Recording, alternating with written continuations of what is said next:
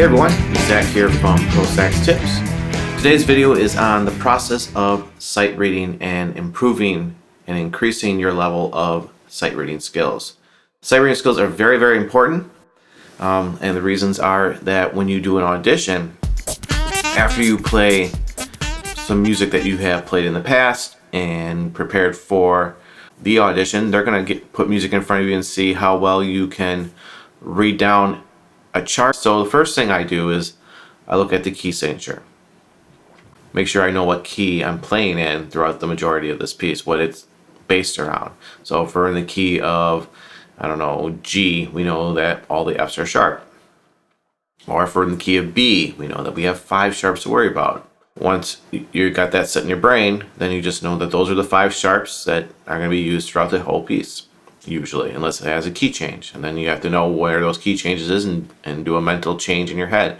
If we're in the key of B and then all of a sudden the composer wants to go to key of F sharp or the key of C sharp. So that's the first thing. Next thing is time signature. What is the feel of this piece? Is it in 3? Is it a waltz? Is it in 4? Is it mixed meters? There's a whole bunch of different things that could be going on throughout the whole piece. So make sure you take mental notes if it's the same keys or the same time signature throughout the whole thing, or if you have different time signatures throughout. So just keep a mental, keep that mentally, locked in your head. Not saying you have to memorize the order. If it's mixed meters, just know that they're coming up. And then the next thing is, what's the tempo? Are we in a slow, a slow feel? Are we in a walking feel? Are we in a jogging feel? Faster, up to a running speed, sprint. How fast is this composer wanting this piece to be played? 200, and all of a sudden it slows down to 75. You have to know where those are. Big drastic changes sometimes, so make sure you keep a mental thought of that. Next thing I look at is note range. Not really, how low the notes are, your altissimo range. How high can you play above palm F or F sharp? A good idea is to work yourself up at least another octave to an octave and a half. The more you are comfortable up in that altissimo range, the less anxious you will be when you go and do sight reading stuff. There's some charts out there that higher altissimo notes, so make sure that you are studying that as well. Next thing I do is, while I'm scanning through this, is that all the articulations that I have to cover. Is there regular accent, a rinforzando type accent? Is it a marcato type accent? Is it staccato? What kind of staccato? Tenutas? What is slurred or tied together? You gotta keep concentrating throughout the whole thing more than just looking at it as one type of articulation throughout it, and then you're just worried about notes. So there's all these things going on through your head while you're sight reading. But the more you practice, the better it is. Repeats and endings. If they don't say anything, then play whatever's there. Make sure you read the ink. If it says repeat, then you repeat and you know where you're repeating to. Don't guess. You're going to get lost and all of a sudden you are done. So make sure know where the whole roadmap of this piece goes from beginning to end. So are there first, second, third, or more endings? Is there DCs or DSs? Is there a coda? Is there 2 codas? Is there some weird vamp that you need to jump to at a certain measure and come back to? Look through the whole roadmap, read everything that's on that page. And once you have all of that kind of settled in your head, then start looking at the rhythms as you're scanning through this as well. Is there anything that pops out of your head like, ooh, I haven't seen that rhythm in a while? Make sure you finger along through it. Hear the rhythm in your head. So when you're coming up to that, exactly how that rhythm's supposed to sound and how it's played when you get to it. Whole notes, half notes, dotted, quarter notes, whatever, those are easy. But if you get some weird syncopation going on, then, like say it's got 3 16th rests and a 16th note, and then 2 16th rests and a 16th note, and then another 16th rest. And then it's just moving that 16th note in different spots in that passage. Make sure you know where every single one of those notes are supposed to be played or placed. Once you have all that put together, then start playing in your head and kind of figuring out how you want the dynamics to flow. Where's the beginning and the ending of each phrase? What do you want to do within that phrase musically? You know, sometimes I just make it up as I go, but I know where the beginning and ending of each phrase is, or I'm hearing it as I'm playing it, I know it's coming up. So that's going to be something where you have to kind of train yourself to kind of do it on the fly as you're playing the piece. And that's the whole scan from beginning to end. So let me summarize real quickly through the whole steps again. 1. Key signature.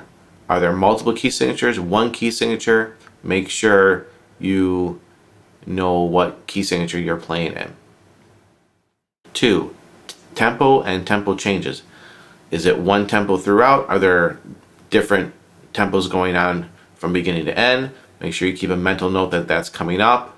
If there are different tempo changes. If there are drastic changes, then make sure you play a drastic tempo change from the one section you're playing in into the next section. 4th, accidentals. Make sure as you're going through it that you're noticing that if there are any accidentals written in. Not saying you have to memorize them where they are, just know that they're in there and then they're coming up, and it's just something you have to watch for. 5th step, repeats, DSs, DCs, codas, first, second, third, plus ending. 6th, rhythms. Make sure you are seeing anything that stands out that you haven't seen in a while. Syncopations can be tricky sometimes, so just make sure that you are conscious of when you get to those, you know exactly how those syncopated rhythms are supposed to be played. Next thing is the musicality of it. You can put all that stuff together, but you have to make sure you can play it musically. So it's a lot of stuff going on, and you have to make sure that you are on top of this, especially if you're going to be doing auditions. Make sure you are going in there with the confidence of all these things before you play. And the last thing is when you are playing. And I leave this at the end because this is the most important. So hopefully you watched the video all the way to this point so you know that this is a very important thing. Do not stop. Do not stop playing the piece, no matter what. You start at the beginning and you do not stop until you are done or they cut you off. Do not restart. Do not go back and try to fix anything. You need to be able to show them that you have the confidence to keep going, because in a live performance, if you're doing a gig live performance, if you stop, it's going to be known, especially in an orchestra pit. And I'm not saying that the audience is going to notice, but the band leader is going to know. And if you do it too many times in a live performance, you are gone. So you need to show in your audition that you can play something from beginning to end as accurately as possible without stopping.